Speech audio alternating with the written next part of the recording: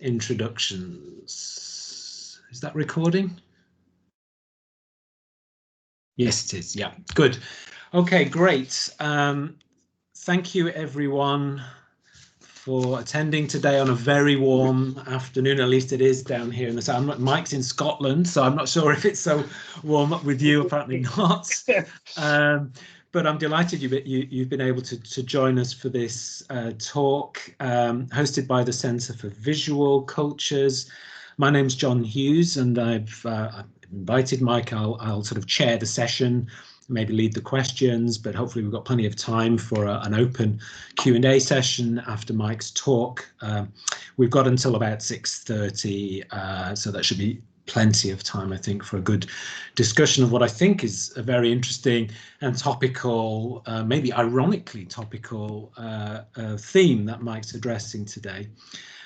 Mike Omani is Professor of the History of Art and Visual Culture at the University of Bristol, where he's been since 2000. Mike was actually supposed to be giving a talk at a conference I'd organised a whole year ago now, which was designed to coincide with the Euros and in the lead into the Tokyo Olympics. That conference had to be cancelled for obvious reasons, but it's great that Mike's agreed to come back and give a different paper, which, as it happens, now coincides with the rescheduled European football and is now in the lead into what is in effect Tokyo 2021. Mike's specialism, I think originally, Mike, you specialised in the visual material culture of Russia and the Soviet Union in particular, but a little bit more recently, Mike specialised and has extensively researched the visual culture of sport, and in particular the Olympic Games, and also the relationship between photography and sport. Mike's publications include the monographs Sport in the USSR 2006, Sergei Eisenstein 2008, Olympic Visions 2012, and most recently Photography and Sport, published in 2018. So he's well qualified, I think, to talk to us today about issues to do with sport as spectacle and sport spectatorship in particular, looking back at previous instances of the Olympics and sport in general. Of course, the irony that I mentioned is that we're about to have an Olympic Games effectively without spectators at all, and we might want to think about, what difference that might actually make. And indeed, a lot of the organised sport at the moment is happening either with reduced or with no spectators at all, and so the whole business of sport as spectacle has somewhat changed. It's still a spectacle, but it's somewhat changed. Of course, it's only live spectators that will be absent. We'll all be tuning in on screen. So without further ado, let me welcome you again, Mike. Thank you so much for agreeing to this talk. And you will be shortly sharing your screen with us. You have a presentation, and take it away, please. Thank you again. Thanks a lot, Jon, and thank you for persevering with this over such a prolonged period. I can barely remember when you first contacted me to say, and of course it's not just the conference that you missed, but your exhibition on Peter Robinson, which I think is a real shame, and I hope it will happen at some point in the future for you, because Peter Robinson, a fascinating sports photographer. So it is a great pleasure. Thank you for inviting me, and thank you to all of you for coming along this evening. Just a couple of preliminary comments before I start in earnest, as it were.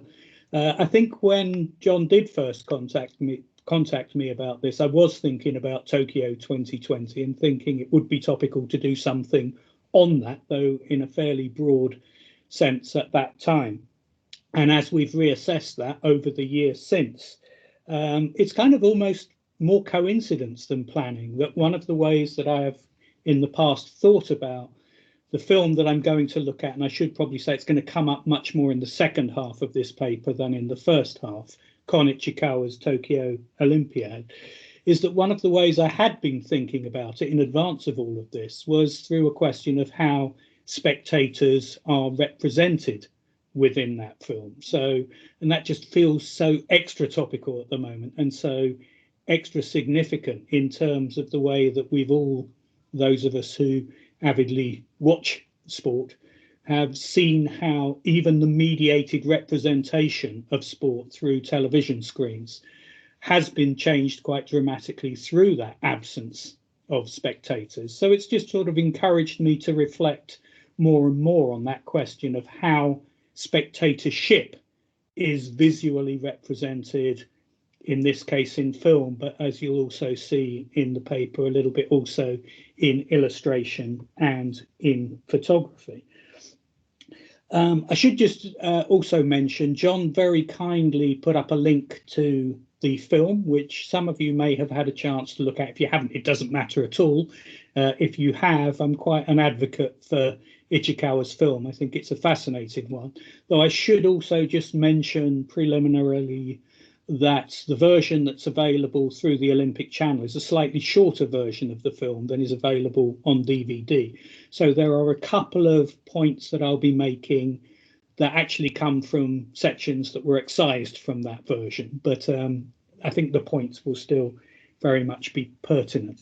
And my plan is to talk for about 45 minutes. I do have a tendency to go on a little bit longer, so I have forewarned John to cut me off at the knees if I go on too long. But at this point, what I'll do is I'll share my screen, and then hopefully we can get going. Let's have a look. So obviously leaving that hanging for a while has not. Can you see my screen at this point? Can you see the PowerPoint, anyone? It's just loading, Mike.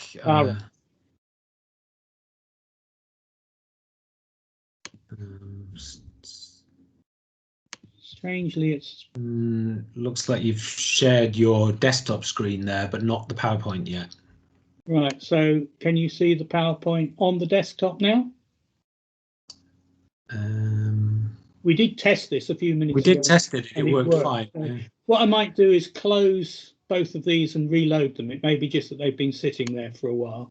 So let me just close the screen sharing.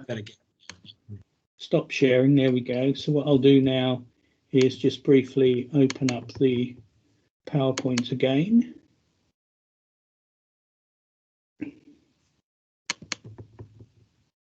And hopefully screen share freshly again. There we go. So if you could select your computer sound as well.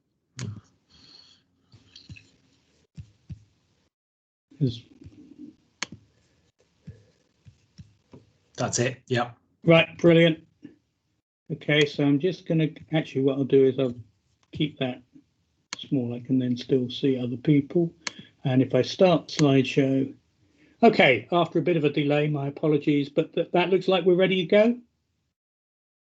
Yeah. Yes. Yes. Okay. So I've called my talk Viewing Figures. See the pun I've made there, Sports Spectatorship and the Tokyo Olympics of 1964. And I want to start by sort of reflecting back on the original Olympic Games of 1896, because the staging of that Games, the first in the modern era in Athens that year, was a significant event, and not just for the competitors or indeed for posterity, but also, of course, for spectators. And even before any sporting activity had taken place, huge swathes of people flocked into the streets of Athens to witness events associated with the opening ceremony. Such a vast crowd was clearly a cause of some concern for the organisers, a fact perhaps betrayed in the tone of both surprise and relief that was in the voice of one of the commentators in the official report of the Games, a certain Timoleon Philemon. And he wrote in the official report, "We are proud to be able to state that in that crowd of 150,000 people who lined the principal roads and hills surrounding the stadion, there was not the slightest disturbance, not the slightest confusion anywhere, amidst the immense afflux of carriages and horses in a comparatively narrow space, thronged with spectators from all classes. Not one accident took place, not one handkerchief was stolen.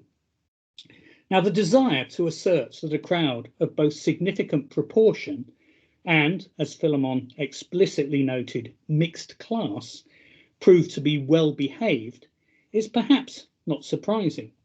After all, the games were staged at a time when anxieties about large crowds were foremost in many people's minds, and not least as this was just 1 year after the French social psychologist and sociologist Gustave Le Bon had published his influential and popular Psychology of Crowds, a study analysing the herd mentality and crowd psychology of the masses in modern urban society.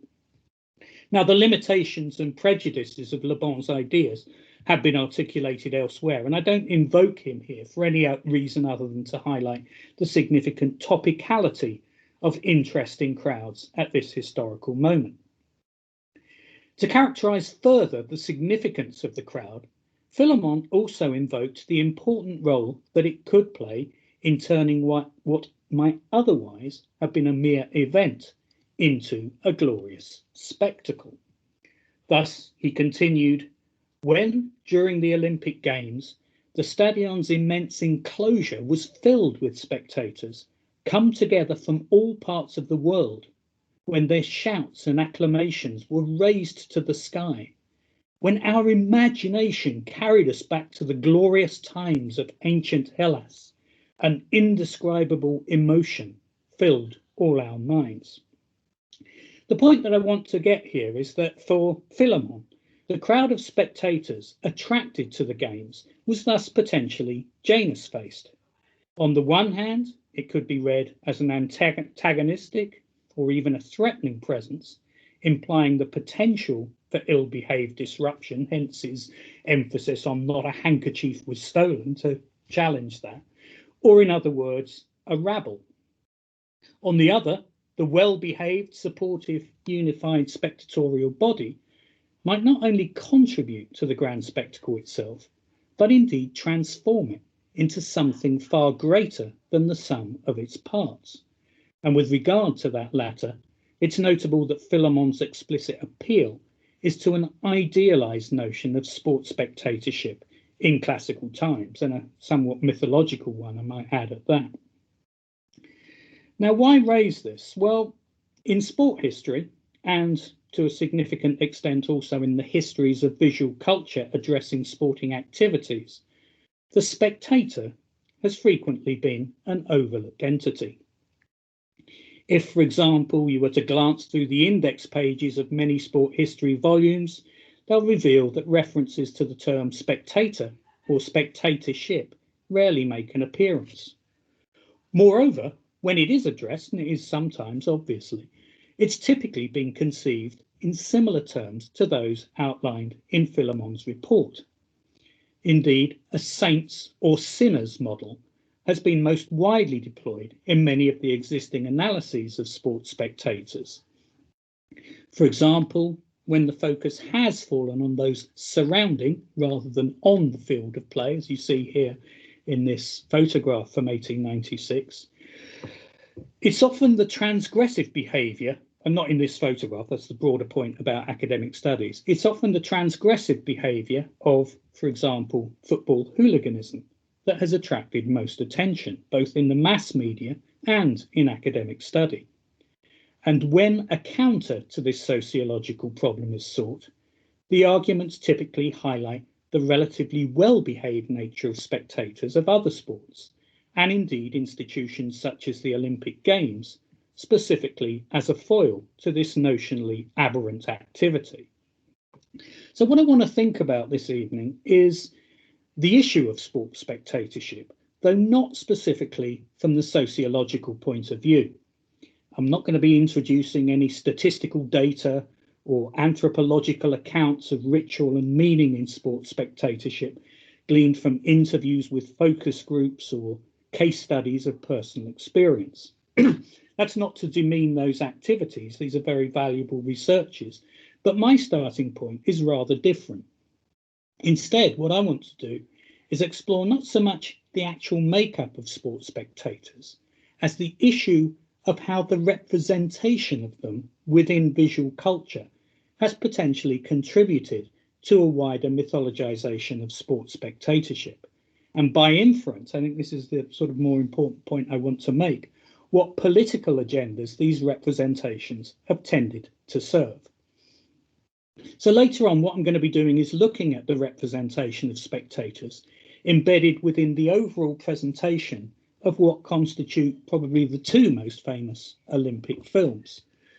The first of those being the more obvious one, Leni Riefenstahl's Olympia of 1938, but also an explicit response to this in Kon Ichikawa's Tokyo Olympiad of just over a quarter of a century later.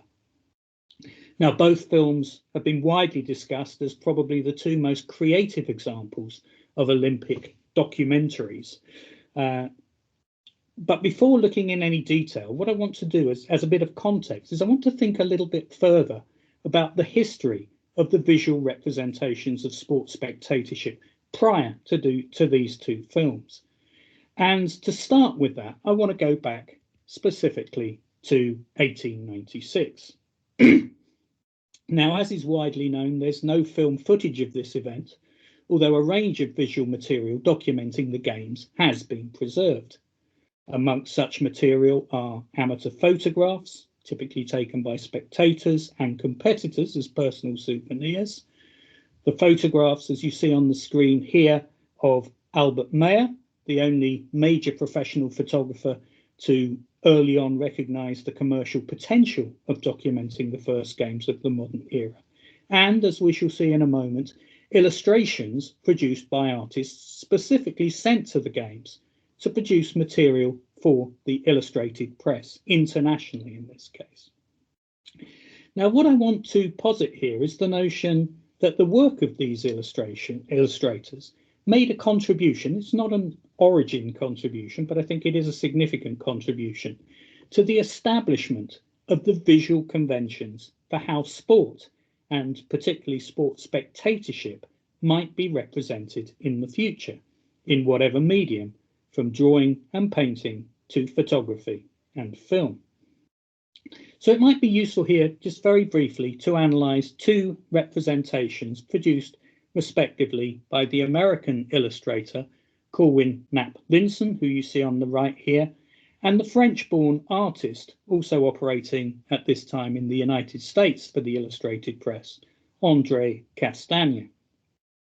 Now, a key point that I want to make just introductorily here is that covering a major sporting event such as the Olympic Games was, in many senses, a new departure for both Castagne and Linson, each of whom found himself falling back on more traditional visual conventions. So here, Castagne's illustration of athletes preparing for competition that you see on the left draws directly on his academic training in the life study studio. This idea of bodies undressing and exposing themselves is very much a part of that life drawing background that he would have been used to. And indeed, more obviously, Linson's representation of a modern discus thrower quotes directly from the ancient precedent of Myron's Discobolus, the famous Greek statue. But intriguingly, both also placed great emphasis on the crowds of spectators at the games. So here, for example, we can see Linson's sketch produced to be illustrated in the press as an illustration of the opening ceremony at the games, but very notably as seen from the stands. So what we have here is a foreground group of fashionably dressed spectators to suggest a broad interest in the event, particularly amongst the well-to-do classes of Athens society. Notably, the image includes both men and women, the young and the old, and those of distinct cultures and ethnicities. Interestingly, Castagne also produced a crowd scene from a similar point of view, again suggesting the diversity of individuals within the mass spectatorial body. But what distinguishes Castagne's representation from Linson's is his focus on a sporting rather than a ceremonial moment. In the centre of his composition, you can probably just about make it out, is the tiny figure of Spiridon Lewis, the heroic local victor of the inaugural marathon race, as he approaches the finishing line. For Castagne, the emphasis on this moment provides an opportunity to foreground the excitement and energy of animated spectatorship, as those more immediately identifiable as Greek citizens share their enthusiasm with the wider crowd. Both Linson's and Castagne's works deserve more detailed study than I can offer here, but perhaps the key point to note is the establishment of certain fundamental principles within the representation of Olympic spectators. In general, these crowds are constituted predominantly of mixed age and mixed gender grouping, with a strong emphasis on a transnationalist identity. These crowds are, of course, amalgamations of types far more than individuals, and from disparate national backgrounds, and are seen thus to partake of the wider Olympic ideals promoted by Pierre de Coubertin and the early IOC. Allusions to national self-interest are suggested, hence the exuberance of a local constituency in Castagne's work as we see here. But on the whole, the images highlight the good-natured, cooperative side of sport spectatorship. Now, the conventions established in the work of illustrators such as Linson and Castagne certainly impacted upon early photographers who engaged with sport spectatorship as a subject matter. Such works, generated largely by photojournalists for illustrated publications, and we are talking about the late 19th, early 20th century explosion in illustrated and photo illustrated sporting journals as well as more general journals. So it was within that context that most of these works appeared, and they similarly tended to be celebratory, emphasizing community and togetherness, the notion that the shared witnessing of an event united a crowd of disparate individuals. Indeed, the potentially malevolent, atavistic or regressive behaviour of crowds, the notion that such might, in fact, pose a threat to the social order, rarely impacted the visualisation of sports spectatorship throughout the first half of the 20th century, and a little bit beyond that. It's not really till the football hooliganism of the 1970s that we start to see different images. Now, on one hand, of course, sports over association with leisure rather than political protest would have shaped this thinking. Though it should be noted, of course, that crowd transgressions at sporting events were far from rare occurrences. During the mid to late 19th century, for example, press reports on sports that drew significantly large spectator crowds regularly documented incidents of antisocial behaviour, crowd violence, and even rioting. Just two very brief examples here. As Stephen Rice has reported, in the United States in 1882 alone, 10 incidents of attacks on baseball umpires were recorded, resulting in one Boston team separating supporters from the field of play with barbed wire. 3 years later, on the other side of the Atlantic, as Alan Gutman has recounted, a football match between Preston North End and Aston Villa ended in crowd violence, with spectators using fists, feet, sticks, umbrellas and stones as weapons. In some instances, goalposts were uprooted and even set alight, and there are countless such incidents reported in the press, textually rather than visually. Whatever the sport, press reports were usually unambiguous in concluding, though frequently it must be said on the basis of little to no evidence, that this unruly behaviour was not so much rare, but caused exclusively by the lower class spectators, of which I am often one and grew up as one. These anxieties concerning the darker side of sports spectatorship though frequently voiced in the press, as I suggested, were rarely articulated in visual form. Now, it can be argued, of course, that difficulties, both in terms of being in the right place at the right time, diminish the likelihood of capturing such moments of ill behaviour on celluloid, along with the technical limitations of the photographic medium at this time. But what I would also suggest is that this does not explain the predominance of an opposite emphasis, namely the establishment of a set of conventions that typically visualise the sports fan as a member of an idealised, imagined community, to use Benedict Anderson's phrase, in which spectators were joyous, well-behaved, and united in support of the team or individual being watched, the sport itself, and by extension, wider society. And I would simply note in passing here that political leaders and monarchs throughout the 20th century have very much seen the power of the organised sports spectatorship body as a way of reinforcing their own sense of authority. So countless examples of happy and socially unthreatening crowds, frequently safely contained behind a barrier, permeated the pages of the general and sports press during the early decades of the 20th century. Some focused on the orderly nature of crowds, either gathered tightly together within a stadium space or awaiting admittance to a game. And here, frequently, despite the claustrophobic proximity generated by frequently overcrowded conditions, it just looks so wrong to our eyes in a pandemic era, doesn't it? Or poor organisation, or an emphasis on contentment and compliance dominated any sense of dissatisfaction or unrest amongst the body of spectators.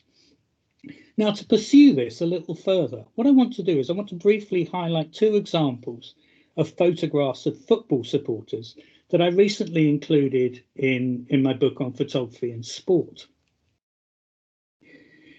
These are not the two, the other two will come up in a moment.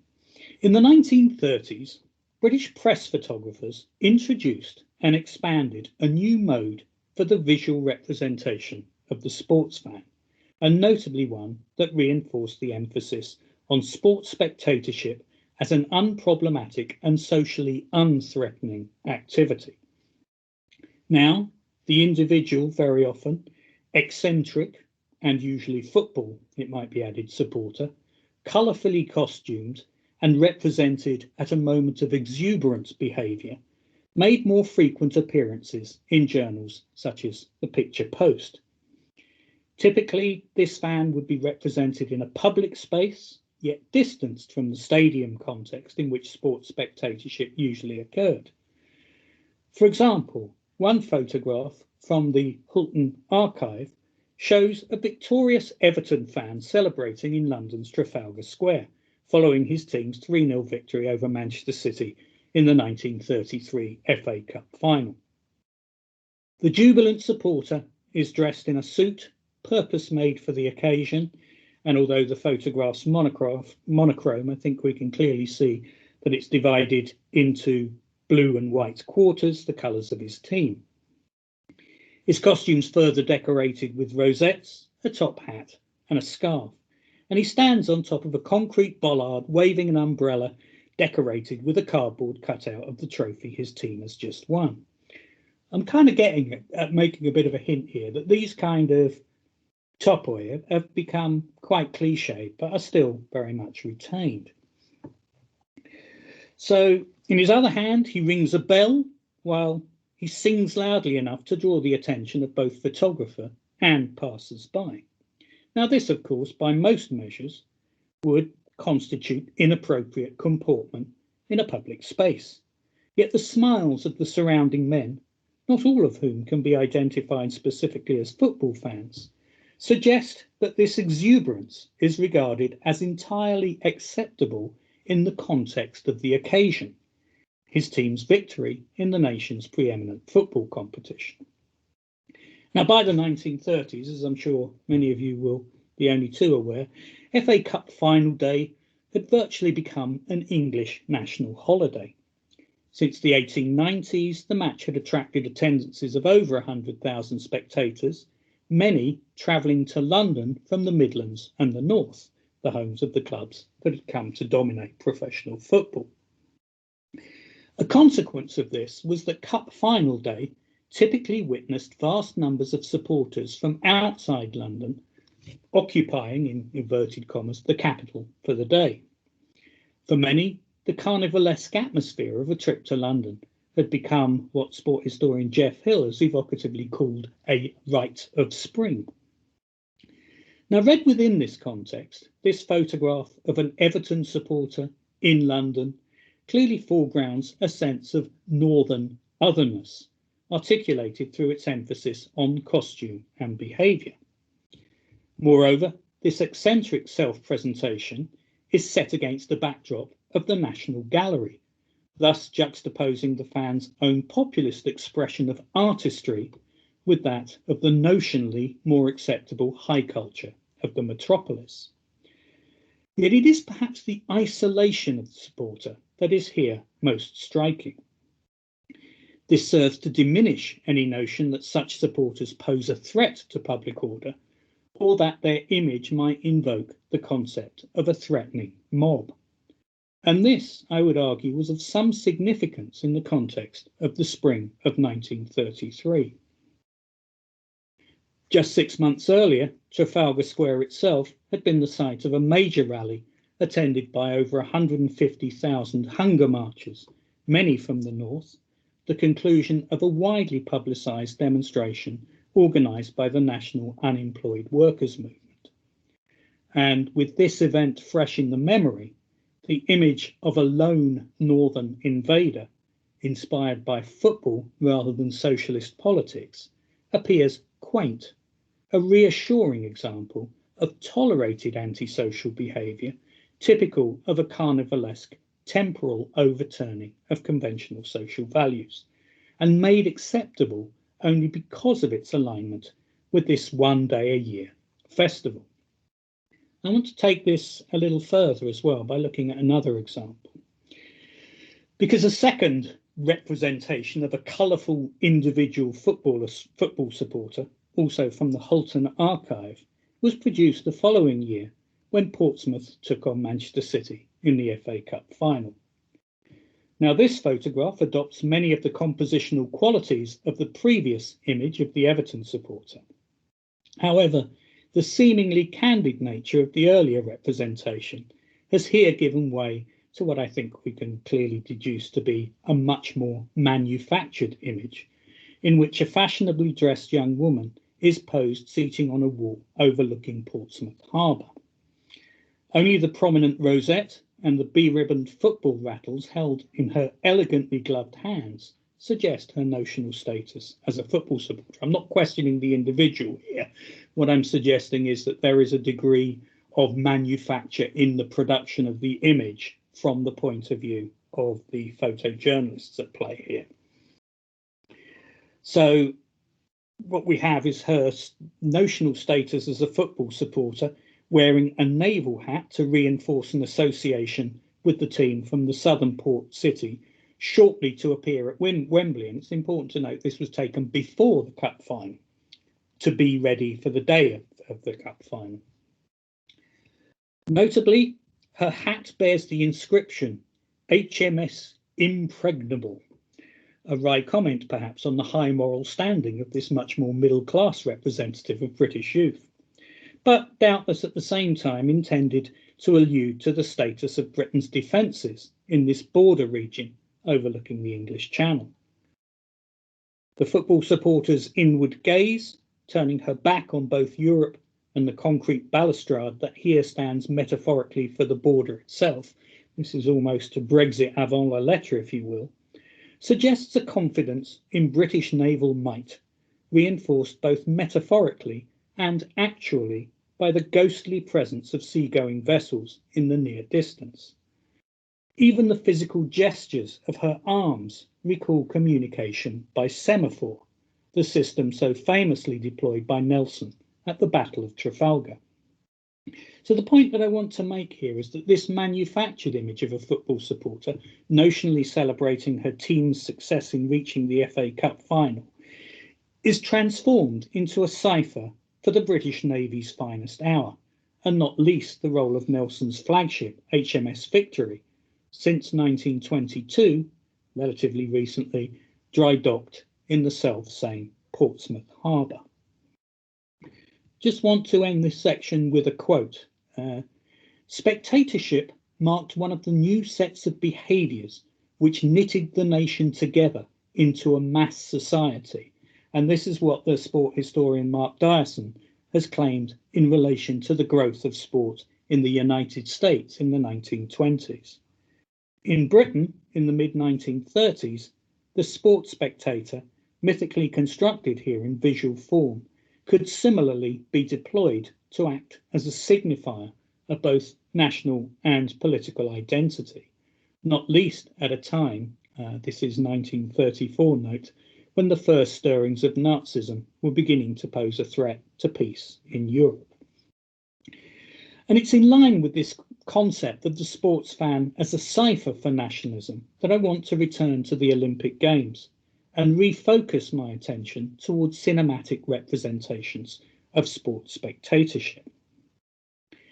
So going back to the revival of the Olympic Games in Athens in 1896, this broadly coincided, as has been widely noted, with the earliest days of cinematography.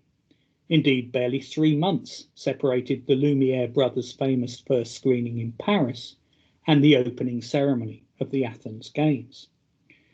And given this alignment, it's perhaps surprising that no known footage exists of early Olympic Games. 1896, I think, very understandably, but there isn't any footage of Paris 1900, and there are only fragments from the third Games in St. Louis in 1904. By 1908, however, the growth of the newsreel industry, as well as broader interest in the Games themselves, led to Pathé Frères acquiring the rights to shoot footage at the Games of the fourth Olympiad in London, making these the first to be widely recorded in moving images. In terms of spectators, crowds of 60,000 plus had regularly been recorded at the Panathenaic Stadium during the first Athens Games. This interest diminished significantly in both Paris and St. Louis.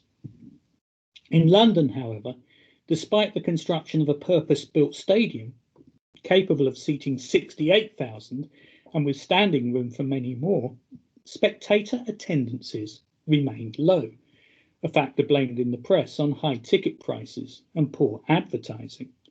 On some days, as we can see in the background of the image on the right here, the weather didn't help either.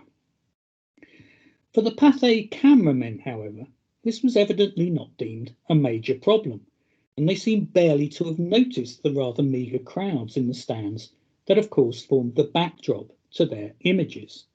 Certainly their choice of camera angles made little concession to the significant absence of audience.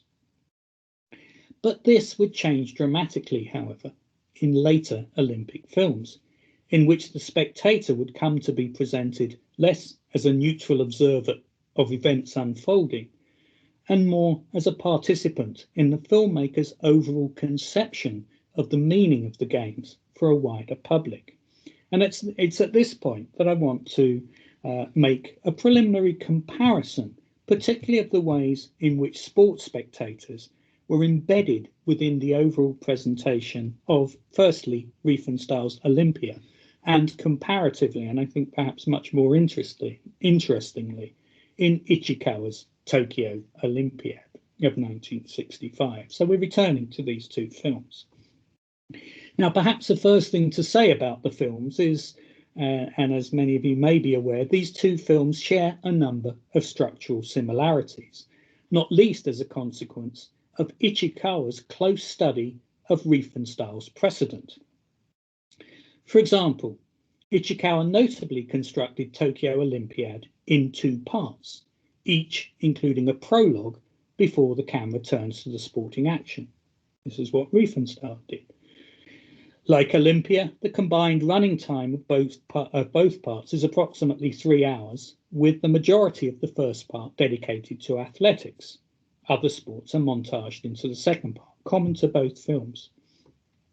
Ichikawa also notably included multiple shots of spectators and judges, alongside the focus on the athletes themselves, and much as Riefenstahl ensured that a camera focused on Hitler's reactions as a spectator, Ichikawa recorded the Japanese leader, Emperor Hirohito, both in attendance at, and although it doesn't look like it here in this still, enthused by the games. Like Riefenstahl, Ichikawa also found the actualité of the staged torch run visually ineffective, and thus did not hesitate to restage the event from a more striking point of view. And I'm just going to show you a little bit of a little clip here from Ichikawa's film showing the torch run, because what we have here is the dramatic footage of Mount Fuji forming the backdrop to a train-like entourage of runners passing diminutively in the foreground, was not something that actually happened during the torch run. In fact, it was specially reconstructed by Ichikawa just for the movie. This is something again that Riefenstahl did. Nor did Ichikawa hesitate to ask athletes to reenact certain scenes or desist from editing footage from different races to give the impression of a single event. Finally, perhaps the most striking point of comparison between Ichikawa and Riefenstahl is both filmmakers' greater interest in the performance than the outcome. Like Riefenstahl, Ichikawa included extensive scenes of a given event, sometimes without informing the spectator of the film of the outcome. Further, when results are given, they're frequently mentioned in passing and as far from the most interesting aspect of what has just been witnessed. Yet, despite these numerous borrowings, Ichikawa's film conveys a startlingly different message to that of his predecessor. For where Riefenstahl sought to elevate the status of the sportsperson to that of a demigod, Ichikawa set out more to bring his athletic Übermensch back down to earth. Riefenstahl's athletes are perhaps best characterized by their sense of overall physical and mental control. Their abilities are thus presented as extraordinary, the product of highly trained, exceptional individuals. Ichikawa's, on the other hand, frequently look anxious and uncertain, and here in particular, Ichikawa exploited unobtrusive telephoto lenses and obviously post-production ambient sounds to capture candidly the nervous tics, the momentary expressions of doubt revealed by the athletes in the moments immediately prior to or following the actual performance. And in this way, his film not only exposes the frailties and the fallibility of the athletes, even at the moment of their greater triumphs, but also celebrates this as a sign of their greater humanity. And in this way, Ichikawa later claimed that his film should be read as the very antithesis of Riefenstahl's, even though he structurally followed its logic and its strategies almost throughout. But I want to turn to the notable shifts that I see as identifiable in the ways that the spectator is presented in each of these films. This is quite preliminary in a way. It's just something I've been thinking about a little bit, so I haven't really resolved this terribly much. So I'd be interested to hear thoughts and views on this. So to turn to Riefenstahl and the representation of spectators, from scenes of the opening ceremony right through to the various sporting activities, Riefenstahl establishes a clear nationalistic agenda, interspersing shots of action with shots of spectators seemingly from the same nation as that performing. And I would say, moreover, these representations are so edited to imply certain national, and it has to be said, stereotyped characteristics. I'm just going to show some stills to perhaps suggest some of these thoughts. So that, for example, when we are explicitly shown Austrian spectators, they are shown as rather well-ordered and calm, but especially when juxtaposed with the more emotional, the more histrionic Italians. This is the mode of representation within Riefenstahl's film. So you go from these calm, very civilized Austrians to these slightly dramatic and over-emphatic Italians. American supporters are represented more by the confident, even brash individual rather than the group. In this particular scene, you will see this one individual with a flag on his cap and waving a flag who's standing out from the crowd and deliberately trying to get the rest of the crowd to respond to him. So I think it's emphasizing a certain individualism. Whilst at the same time, when it comes to the Japanese, they are presented in two modes, either as attractive, predominantly passive women, or indeed, perhaps much more troublingly, although both are troubling, as over-enthusiastic, even slightly goofy men. For example, this still from a sequence, the shot of an excessively enthusiastic individual amongst a group of Japanese men following the victory of one of their compatriots, is clearly presented in the film to suggest a moment of comic relief. Though I add, of course, that in this case, a comedy that is deeply grounded in racist stereotyping, certainly one not far removed from Hollywood movies of the period, and I'm particularly thinking of the kind of Charlie Chan movies of the time with all their deep racist stereotyping. Now, clearly, these predetermined national stereotypes are deeply problematic in their presentation. And notably, they also contrast tellingly with the representations of the German crowd, typically a unified, respectful, and frequently Nazi saluting audience that is typically shot as a unified mass or symbolically presented through the spectatorship of their leaders. It might be noted here that this enhanced emphasis on national division rather than transnational unification not only reflects the underlying ideology of National Socialism and the broader political tensions of the mid to late 1930s, but also modified the conventions earlier established by Castagna, Linson, and others. Here, all nations are present, certainly an idea that both the Olympic movement and Castagna and Linson were promoted. But in Riefenstahl's case, each occupies their own physical and indeed cinematic space. Significantly, women, and again, conventionally young, attractive women, feature extensively amongst the spectators Riefenstahl chose to foreground. Equally significantly, the spectatorship of these women is often aligned with the performance of men, thus fulfilling the deeply problematic role that Coubertin had earlier assigned to women in the Olympic movement, namely that of passive support for the male athlete far more than active participation itself. This is not to say, of course, that women's sport was not included in Olympia. It very much was in Riefenstahl's film. But it is nonetheless striking that shots of attractive, young, passive male spectators are rarely edited into scenes depicting the active, skillful, dynamic performance of female athletes.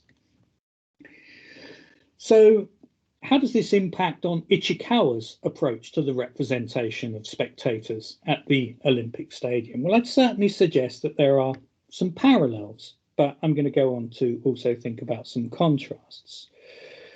There are some, one more. There are some typical cliches that are in play. The emphasis on the young and old that we've talked about is a factor that's far more exploited by Ichikawa than Riefenstahl.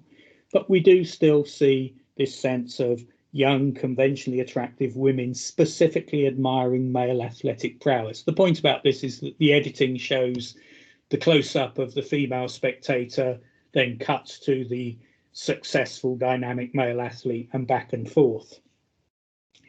So these are fairly conventional and deeply problematic Riefenstahlian models, but of course, I think one of the points I want to get at with all of this is think about how this is still very much in operation.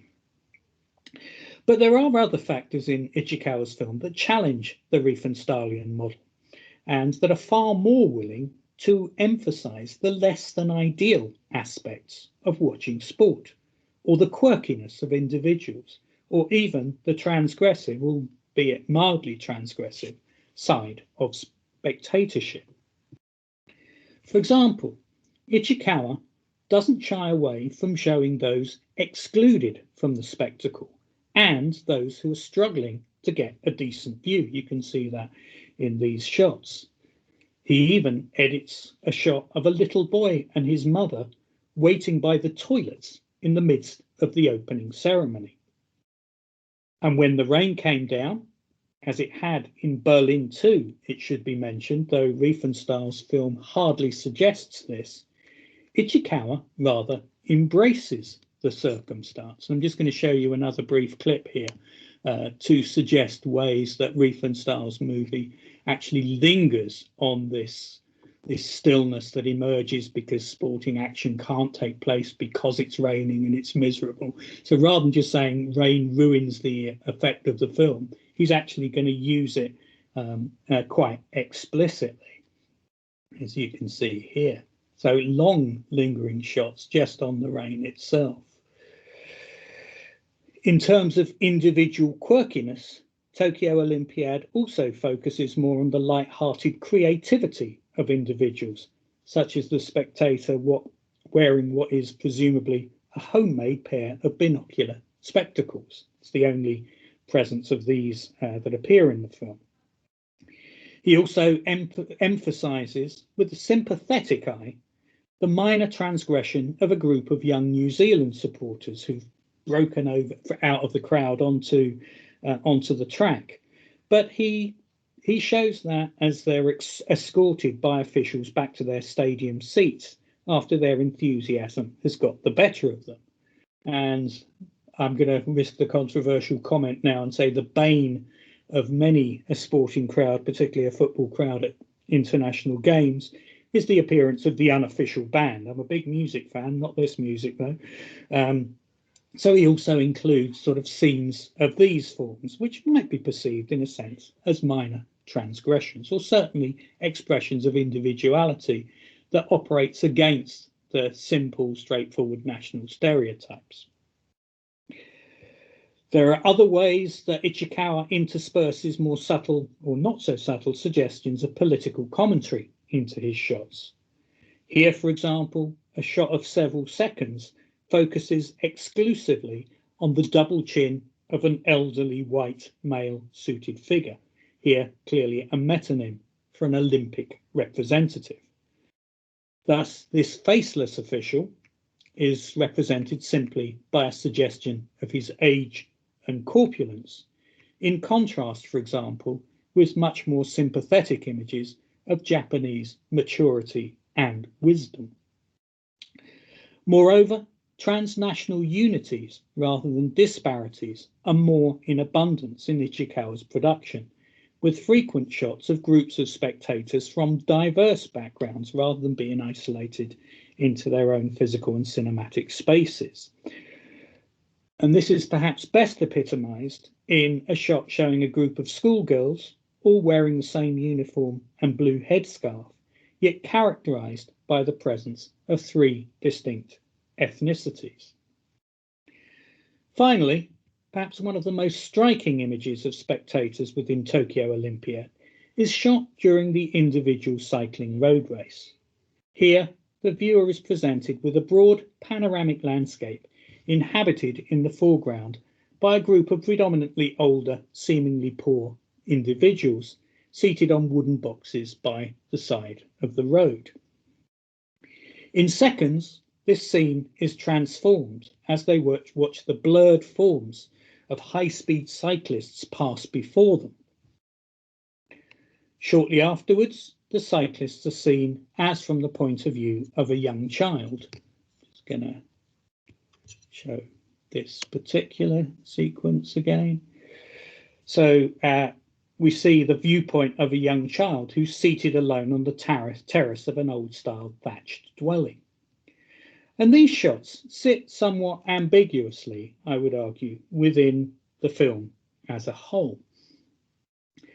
Is Ichikawa suggesting, for example, that this form of spectatorship indicates that the Olympic Games are intended for all of Japanese society, or that the coming of the Games will potentially transform the nation, bringing modernity and a broader awareness of the wider world to the more remote districts of the nation and its population? Or might he be making a wry comment on the fact that this invasion of the Games is but a momentary aberration that passes as swiftly by as these cyclists before things return to exactly as they were before? Ichikawa in this film seems to ask the question, but never makes fully clear to us the answer.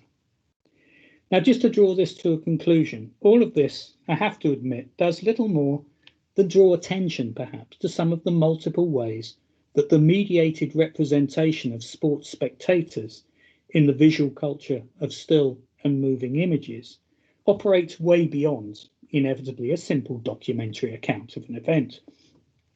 And indeed, I think one of the striking aspects of the last year has been that the distinct absence of spectators at sporting activities over the last 15 months or so has perhaps served to highlight the sense in which the rather generalized notion that crowds provide an atmosphere is a rather thin statement in many senses. And I want to think about the degree to which spontaneity, the predictable and unpredictable behavior of crowds in given circumstances, and orchestration, by which I mean the decisions taken by those mediating such events into another medium, the cameraman, the editors, the choices they make, the agendas they aim to foreground, just reminds us very much that this makes spectators participants in the overall spectacle, but also part of that agenda-driven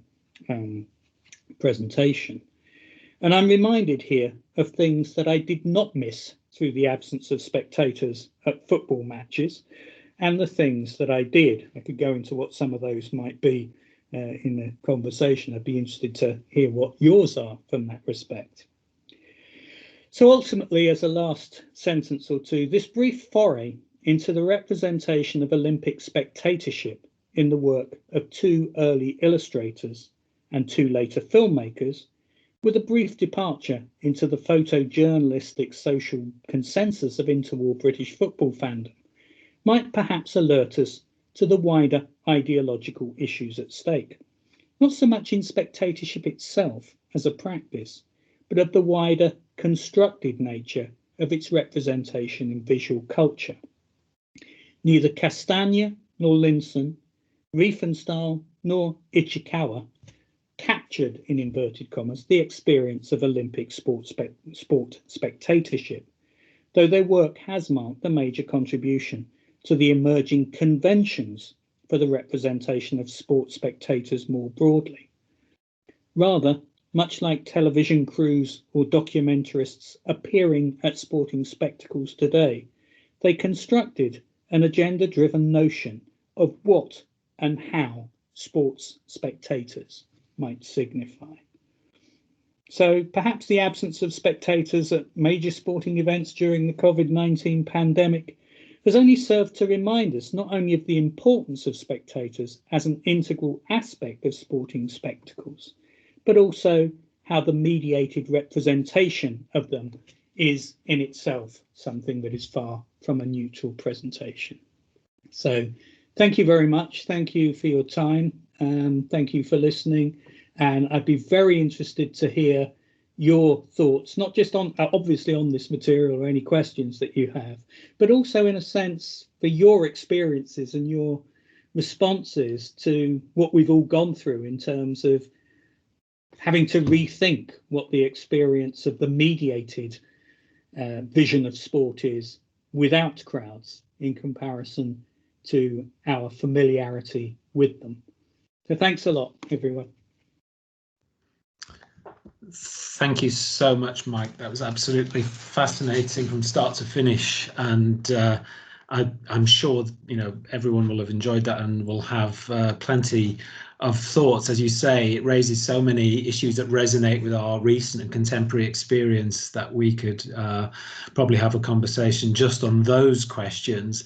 But there's plenty to say also, I think, about your paper. I mean, you took us on a fantastic sort of tour through spectatorship and the representation of spectatorship from, you know, the inception of the Olympics right through to the 64 and beyond. And I was very taken with many of the things you said, which resonated so well with some of the things that I've also found, in particular, looking at the representation of German sport and German sport spectatorship in the 1920s. So before Riefenstahl, in the lead into the rise of the Nazis, but you find that ambivalence, on the one hand, fear of sports crowds as potential mobs, particularly boxing crowds, actually often represented as particularly problematic and dangerous.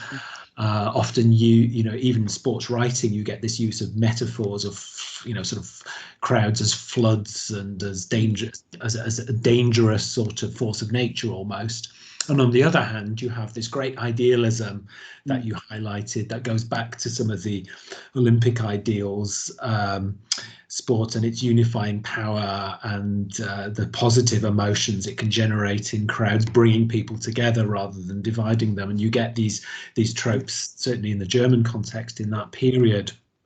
There are, you know, I'll throw it over to open questions in a moment, but just on the comparison between Riefenstahl and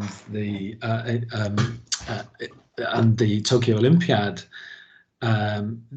the structural parallels struck me as well, but I was very, very taken with the way in which you unpicked the specific way in which Ichikawa is able to define his spectators in a more human way. Also, sport itself as a sort of a human phenomenon rather than this nationalized, heroic, slightly grotesque sort of spectacle that Riefenstahl imagines. That certainly resonates with my viewing of the two films as well, and the way in which the film is interested not only in the depiction of sports spectators in the sense of documenting who was there at the time, but is also doing something to use the quotation from Anderson that you used at the start, is also creating an imagined community of spectators of the film.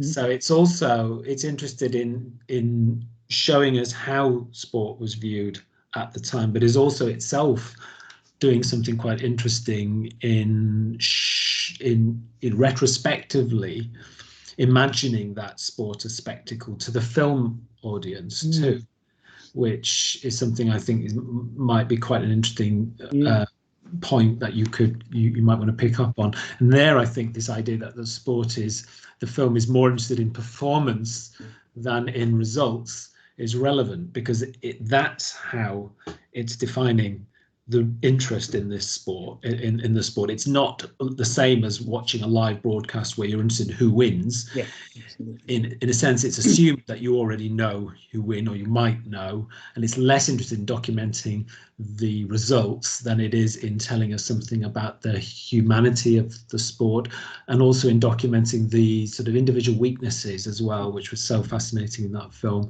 The behind the scenes moments, the athletes, the marathon runners and their drink station, the sprinters who have spent, you know, the several minutes in which they're just tapping in their starting blocks, and these little details which are picked up on as significant as the performance in some cases. So those were some of the things that interested me. What you said about gender and spectatorship also, but if people would like to either raise their hands with questions, or indeed use the chat function if you have specific thoughts or questions for Mike. I can see there are a few already. Phil, thank you for your comment there. Just wondering how judo fits in with the film as practice and spectacle. Don't know, Phil, if you want to elaborate on that. Hi, Phil. Thanks, John. Hi, John. Hi, everyone. Great to see you. Yeah, I mean, just wondering, obviously, with it being introduced for the first time as an Olympic sport in 1964, and a national dimension, possibly a nationalistic dimension. I just wonder how. I haven't seen the film, I'm afraid, but I certainly will watch it, and it's great to have the link there for that as well. So just wondering how, particularly, whether there's any special characteristics to the way it's depicted. But thank you. Oh, I think there very much is, Phil, as you rightly say, because it was such an evocative sport for Tokyo, for Japan, that it was something that the Japanese were very hopeful that they would be victorious in.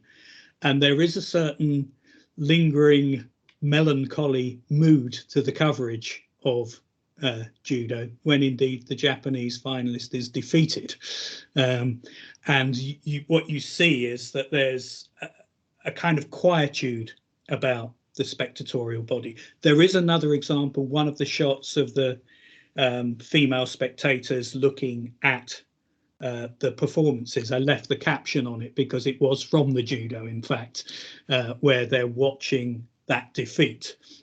And you still get this cliche of the female spectator, passively watching the dynamism of judo. But of course, in that context, it carries additional nationalistic characteristics. But I think it feeds in very nicely, actually, to a broader message that comes through the film. And this is, of course, because the staging of Tokyo is the moment of revival of Japan on the world stage. It's like that being accepted back again after the Second World War. And this is made a good deal of in the film. The opening sequences feature aerial shots over Hiroshima with the burnt out building, one of the burnt out buildings at the center of Hiroshima, being focused on very much, and what you then see in front of that is crowds emerge and balloons going into the sky to suggest this kind of almost phoenix-like rising from the ashes. But I think there is that kind of sense of melancholy that still underpins a lot of that. There is a thinking back and a reflection back to that moment, and a kind of desire to say this is a change in the moment of the world where Japan is being accepted again. But I think it also extends to a much broader internationalist agenda by highlighting the fact that this is the first time the torch run is not run through Europe, but is run through Asia. And therefore, but having said that, there's actually a kind of troubling element of racism that's still embedded within Ichikawa's own response to this, so that you see, for example, I mean, I think one of the best scenes in the whole film is the prologue to the second part, where what you see is a focus on a completely unknown and seemingly insignificant African athlete by the name of Ahmed Issa from Chad, who you discover, the camera decides to focus fully for about 10 minutes on this athlete. So you think, oh, he must be a really important athlete. And it turns out that he comes, I think, 6th or 7th in the semi-final, and obviously doesn't even qualify for the final. So it focuses on the humanity of this individual. But then what it's also doing is it's kind of using some stereotypically racist tropes that also undermine those claims. Now, we have to bear in mind this is a 1960s moment, of course, but yes, kind of like American blues music used to characterize him, even though he's African, he's not from the United States at all. He's very much infantilized in a problematic way as well. So I think that there are these various tropes that spill throughout this, but at that same time, I think what it is trying to make a claim for is a kind of rise of Asia, and therefore using sports like judo will work for this. But it just didn't come out the way they wanted. They wanted the Japanese victory. Thanks very much. In another sense, Ichikawa celebrates that because it aligns. Yeah, the heroic loser is actually quite an important message within Ichikawa's film. Absolutely. Well, thank you very much for that. Oh, pleasure. Thank you, Phil. Great. We've got a couple more questions. Sean, and then Ruth has got a question as well. So Sean, do you want to come in? Yes. Thanks, John. Sure. And thanks particularly to Mike for a really fascinating paper. Enjoyed that immensely, and the wonderful images you had, taking us right back to the beginnings of the Olympic and the way it's been chronicled in photography and illustration. And it really chimed with work I've been doing looking at spectatorship and Gaelic games as well in many ways.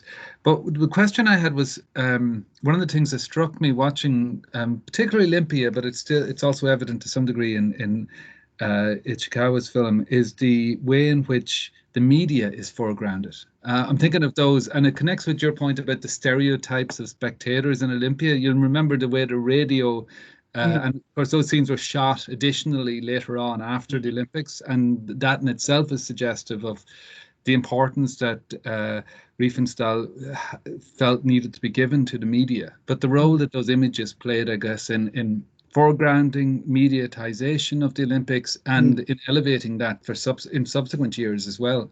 Sure. Yeah, I mean, I something I need to think a lot about, but I think one of the things that has always struck me that does occur in both Riefenstahl's and Ichikawa's film through this focus on the mediation is to be not so much to be open, but almost to celebrate the artificiality of what's being created here. Now, for Riefenstahl, it's different to Ichikawa, because for Riefenstahl, that was probably the first footage of the Olympic Games that any German citizens saw, let alone more internationally. I mean, there was some minor television, some very early experimental television at 36. By the time of Ichikawa, television's a bit more present, so it won't be the first time that people are seeing that. But that feeds into John's earlier point as well, I think, about what is the context of viewing here, and how do you see that in relationship to, is it something where you know the result, or is it something where therefore you're trying to emphasize something else? And I think for both Riefenstahl and Ichikawa, they are kind of showing off their own technical abilities and saying this is mediated. We're not trying to disguise the fact that it's mediated in any way. We're not trying to make out it's documentary. The creativity of our process, of our skill, is important to be highlighted. And I think there's a little bit of them sort of saying, what those media guys do is one thing. I'm an artist. What I'm producing is something that's much more than the sum of that.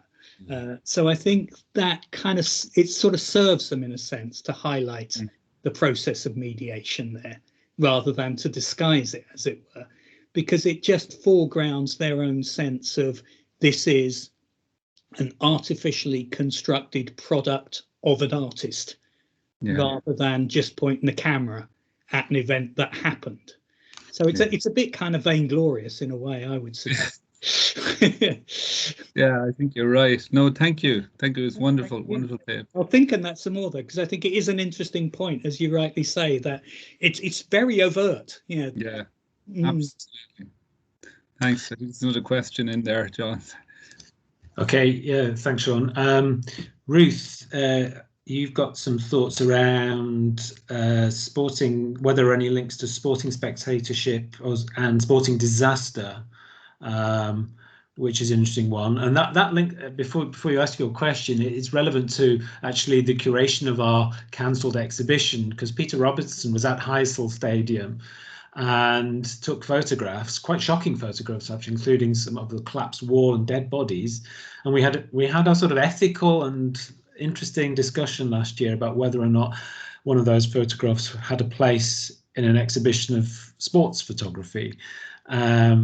But at any rate, that just occurred to me when I saw your question, Ruth. Do you want to just sort of come in? Well, you know me, John, unaccustomed as I am to apocalyptic thinking, I had to bring the atmosphere down. And I did actually also Google people dying at the Olympics, and it turns out that there were 10 outside Munich, obviously, but 10 actual sports people. So I didn't find that a rich field, but my thoughts immediately did, particularly, through the image of the Evertonian that you showed, and through your talking about racial stereotypes, I was thinking about the reporting of Hillsborough and Heysel, and I don't need to unpack that anymore. It's just I wondered, because it was so interesting when you were talking about these topoi and the structures that were revealed. And well, I come from Liverpool, so I'm an Etonian. But yeah, so it says those kind of representations are quite close to my heart.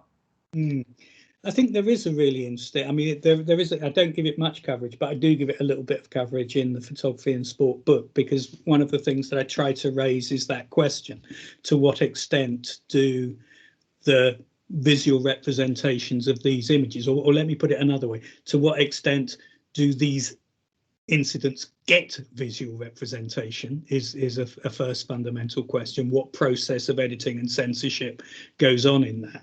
And not just in that broad sort of sense, but in terms of how that feeds into conventional notions of what we say crowds of sports spectators are. And it goes back to that saints or sinners model. They're either internationalists who love each other and they're all getting on fine, and this is how sports spectatorship is a metaphor for society, that we're all wonderful and we all love being together and it's everything in the world is perfect. Or it has to go to that absolute other extreme of it's an absolute rabble, it's dangerous, it's threatening. And in a sense, I think the 1970s just brought that up, because suddenly with football hooliganism, which frankly wasn't new, there was nothing new about violence at football grounds during that period. But when suddenly the newspapers took off on this, and indeed, to be fair, academia took off on this. If you start looking at the studies of sport history in a broad sense, there's this kind of glorious moment of explosion in the 1970s. I use glorious in inverted commas, because academics get interested in football violence as opposed to football itself. So there is a way that moment feeds into Heysel in particular. I mean, I included a photograph from Hillsborough in the book specifically to highlight this, but what that showed was not a sort of catastrophic image, although there were many of those, but the kind of lone Liverpool supporter sitting at the end, just dejected by the horror that he has witnessed. I kind of wanted to do that because what I wanted to do, as I know you will entirely sympathise with, was attack the Sun, for its ludicrous response to that. That it had to feed into that mode exactly because this catastrophe happened.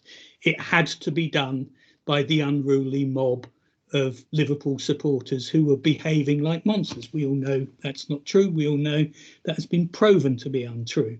But the conventions fell straight into this model. It was either the perfect supporter or the evil supporter. And this is kind of my problem with all of this. There has to be some middle ground, and there has to be a more nuanced approach to thinking about sports spectatorship and to representing it.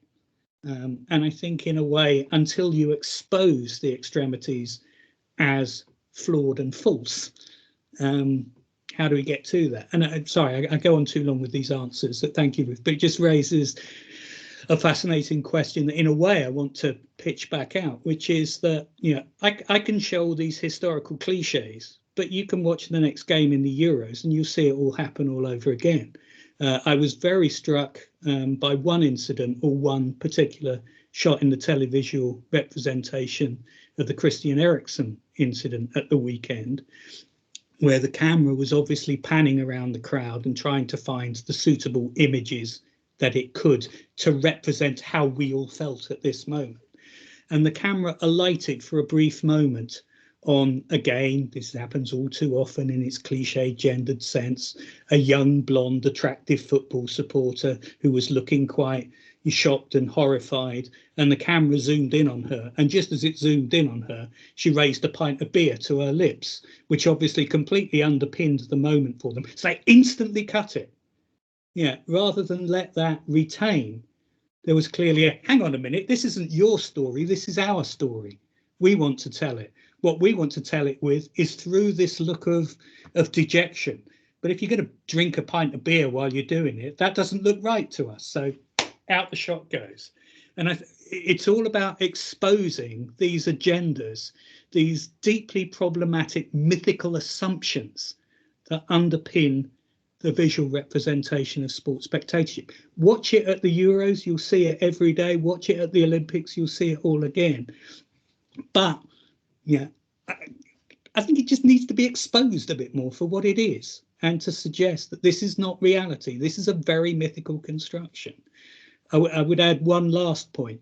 Those of us who have been to many football matches, and I suspect most of us have, we certainly know what crowds shout when goalkeepers kick a ball at a goal kick, which is quite offensive and very loud. You don't kind of hear that so much in the television representation. The experiences that we have going to a live event are very different to the mediated representation. I just want us to be sufficiently critical of that mediated representation. Thank you. Thanks so much. Thank you. We've got a question, I think, from Vicky in a moment, but just on that, there's an interesting discussion to be had, isn't there, on how, for example, women's football is screened, and how the fan experience is incorporated into that, because I think it would also then, to a large extent, perhaps conform to some of the cliches that you've mentioned. Very few shots, I imagine, of young men enjoying the experience, and an awful lot of shots of female fans and children, which, to a large extent, of course, they are part of the crowd, but I think it's nevertheless, as you say, it's just to be aware of the cliches, I think, which is so interesting and often so lacking. But Vicky, please, your question.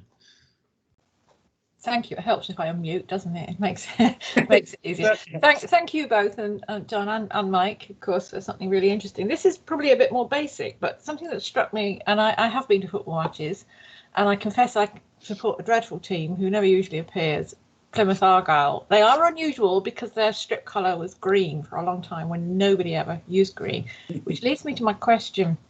I was really struck by the pictures or the images you showed of the football supporters at the cup final, which were in monochrome, and you said, well, we can infer the colours of the guy's suit and so on, and it's something to do with something I'm interested in, but the change from monochrome to colour in all this representation. And of course, going to something like football or rugby, your team's colour is absolutely central to your experience, and we're seeing that to some extent at the Euros. And then you get the odd effect with the notorious away strips when they keep changing colour and so on. But I just thinking more generally about the switch from monochrome representation of the supporters to colour, and the tendency of supporters in things like football to use colour as a badge of identification. Whether you could sort of have some thoughts on that. Is that a bit rambling? But you know what I'm trying to say. Excuse me. No, I've given Mike apoplexy. I think I mean, there's all sorts of ways of approaching that. I think first are in terms of what is the context in which the monochrome imagery appears in that construction, and that is often through the photojournalism of newspapers or indeed television. I'm like you, I think I can safely say, Vicky, because I know you, you're old enough to have been watching football in black and white as a kid, and that's how you encountered it, and remembering the magical effect when colour came in, just because it suddenly looked so different, and it looked actually a little bit like what you experienced in real life. And in a strange way, it shaped my thinking, because I can still remember going to a football match, one of the earliest football matches I went to as a kid, and that experience that many of us will have when you walk into a ground and you walk through the stands and you see that green pitch for the first time that lights up, and it just raises your spirits in a sense as a spectacular view. But I think from the point of view of how colour will be used, it kind of speaks, I think, at that period to those different experiences of seeing something live and not regarding it as something that will be mediated. In a sense, now I think we're much more aware that whenever we go to something, that it will be mediated. And in a sense, I think maybe the monochrome and the colour, it's not part of that, but it's a recognisable distinction. And one of the conversations that I've had in the past with people in thinking about that has been talking about the extent to which, what is your experience? What is your personal sense of when you've gone to see, and it could be any live event, doesn't have to be sport, but in this case is, when you've gone to see something and been part of it, and then you get home and you watch it on the news and you see how it is then represented in its mediated form. And I'm always interested that some people seem to say, yeah, that's fine. That's kind of how it was. Whereas my sense is always it's nothing like how it was. Yeah, and it couldn't be, just because there's no sight, no smell, no colour in those earlier periods, no sense of that almost phenomenological experience of it. So in a way, I think black and white maybe is useful because it kind of highlights a mediatedness. But then again, that would be perhaps more to our post-colour sensibilities. So I think it's an interesting, I don't quite know where to go with it, but I think it does speak to that mediation in a particular way. Yes, although having said that, I just raised one last point about that, which is, again, some of us will perhaps recognise, but I'm still troubled occasionally when I love showing, John mentioned right at the beginning that I've published a book on Sergei Eisenstein. I love Eisenstein's film, nothing whatsoever to do with sport. And I love showing them to my students. And sometimes I see them glaze over a little bit. And when I ask them why they're glazing over, they will say openly, it's in black and white and it's silent. But even the black and white becomes an obstacle, which I just find troubling. But I think that speaks to my experience and their experience as being different, not one being better or worse. Just what have you grown up with and what have you seen and what looks familiar and unfamiliar. Yes, and that sense of immediacy that the colour brings. And as you said, it's not just the colour of the teams, it's the colour, the lighting, especially if it's an evening match, the pitch, the light, the whole thing. No, that's really interesting. Thank you, Mike. Yeah, and Phil in the chat has quoted Ted Lowe from his Snooker commentary. For those of you watching in black and white, the pink is next to the green, which is a classic. And got me thinking just then when you were saying about the difference between the live experience and the mediated experience. I remember going to watch the cycling road race in 2012 when I cycled over to Box Hill, and thousands and thousands of people there, and I spent the next hour or two mainly watching other spectators and peering at the back of people's heads, and every now and then they whizzed past very quickly, of course. And that the experience of watching live cycling is mainly that you watch the cyclists for about 10 seconds, and then if you're lucky they'll do another lap and you'll see them again in about half an hour. But if you actually want to watch the race, the only way of doing it is the mediated television footage, if you like, the production. And in the end, I did give up and cycled home to actually watch the race, because being there live was not giving me that experience. But interestingly, John, that reminds me, as you mentioned, boxing in 1920 Germany. But of course, one of the interesting aspects of that early mediation was dependent upon what could be mediated. Yeah. And one of the reasons that boxing took off so early as a cinematic endeavour is precisely that it's a small contained space and you can point one or two cameras at it and you capture the event notionally again, still mediated. Yeah. But that possibility, whereas even a football match was much more difficult to do, a horse race or a cycle race, impossible. It took a long time before you could actually mediate that in a way that foregrounded the function that mediation often took, which was not to show the creativity of it, but to show how the game was won, how the race was run. You couldn't do that on a single camera. So, that impacts that process. Yeah. The other thing interesting about cycling as a live experience, of course, is unticketed. It's kind of unregulated in a way. It's just people standing on the sides of roads, and those old men that you picked out in the film, of course, they're just presumably just that's where they live or near where they live, and they're just standing at the side of the road. They're quite a different type of spectator to those who bought tickets and are sitting in the stadium. So it's another element there. But I've noticed Barbara has got her hand up. We are running out of time, so maybe just one more question from Barbara. Okay, thank you very much. Thank you, Mike, for your talk. It's probably something slightly personal that I'm going to ask you. I hope you don't mind. But as you were analyzing Leni Riefenstahl's Olympia and looking at spectatorship there, I'd be interested in your own approach to her work, or this particular film, how you sort of navigate your own feelings. So on the one hand, you analyze something specific and you use it for your paper, but on the other hand, you know, obviously everyone knows it's a film that served purposes of a deadly and an oppressive system. So I was just interested sort of in your very own inner life on that front. Thank you. Yeah.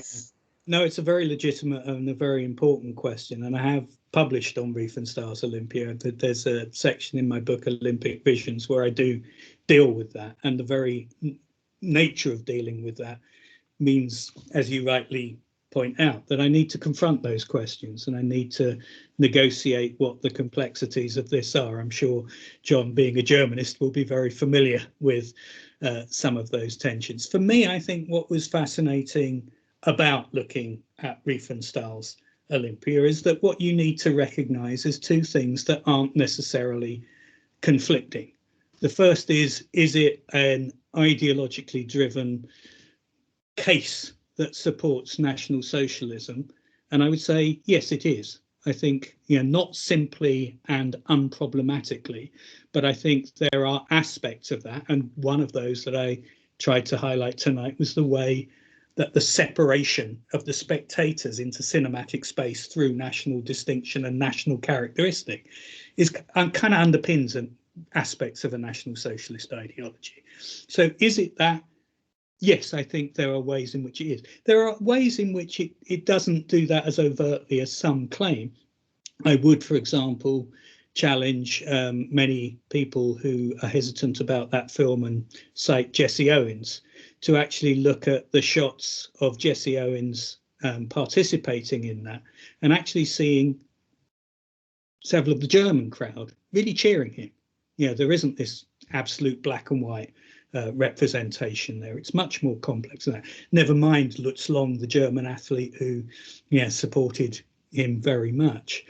So yes, I'm conflicted by that. But at the same time, what you have to consider is, as another mediation of an event from a point of view of, I want to say artistic. I'm loath to use that terminology because it's loaded with too much sort of notions of quality. But it is a very strikingly and originally produced product. And that was recognised in the context of its moment. That was recognised even, very widely in the aftermath of the Second World War, so that Riefenstahl's film was still winning international prizes at this point. And I think it's perfectly possible. You have to acknowledge what you're doing, but to negotiate those problems through saying, on the one hand, I think this is an example of culture that is so significant that it warrants our close attention and it warrants our intellectual engagement with it. But we don't do that. We don't deny the wrong things. We don't deny that it has those qualities because it's associated with National Socialism, nor should we deny that there is a National Socialist association with it because we want to look at the, in large inverted commas, artistry of this. It is both things. And I've sort of encountered this very broadly in my sort of academic career, because as John mentioned right at the beginning, the other thing that I look at as an art historian, hence Eisenstein, is Soviet art, and specifically 1930s and beyond Soviet art, so official socialist realism. And I've gone through that sort of experience as a young art historian and beyond, where within the field of art history, there has been a tendency to write out socialist realism from the history of 20th century art, as there has been to write out National Socialist art from the history of 20th century art. Now, as a historian, I object to that profoundly. I think these are critical aspects of our history that need to be engaged with and need to be taken seriously. We don't need to construct that through I like it or I don't. That's irrelevant to me. Yeah, it's interesting to me. I will therefore warrant intellectual endeavours in line with it. But I think we kind of have to throw out, much as I'm sort of suggesting we need to throw out this binarism of the representation of the sports spectatorship. I think similarly, we have to throw out the kind of binarisms that often shape a response to Riefenstahl. It's a Nazi film, don't watch it, it's terrible. Yes, it is a Nazi film. It's an artistic, creative film.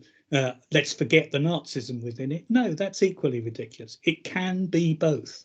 And I think negotiating that complex terrain is complex and it is challenging, but I think it's important to do so. Can I sort of bounce that question back at you, Barbara, and ask what your thoughts on that are? Well, you can. I struggle with the film immensely, and so far, I have to be fair, I have never managed to watch it fully because I still have a very emotional response to it. I have seen it on stage incorporated in the big question, should it be watched or should it not be watched? So I'm learning, and after your paper today, I thought, well, maybe I'm ready to watch it, but I'm not sure. We'll see. Yeah, and I can feel conflicted about that. Have I helped or hindered you? I don't know. But no, I'm interested to hear that. And you're absolutely right. I mean, it is uncomfortable. There's no question. And nobody approaches that and says, you know, this is easy or straightforward. No, thank you very much. Thanks. Thank you. I couldn't agree more, really, with your views there, Mike. I mean, I teach Riefenstahl's Triumph of the Will, and in a way wrestle with the same sort of questions. Why am I asking my students to watch this? It's Nazi propaganda, but it's also effective propaganda, and it's important that we understand how these things work. And if we approach the Olympia films in a similar way, not purely as documentary and not purely for enjoyment, but rather thinking more critically about them, then I think they're certainly worth watching. Absolutely.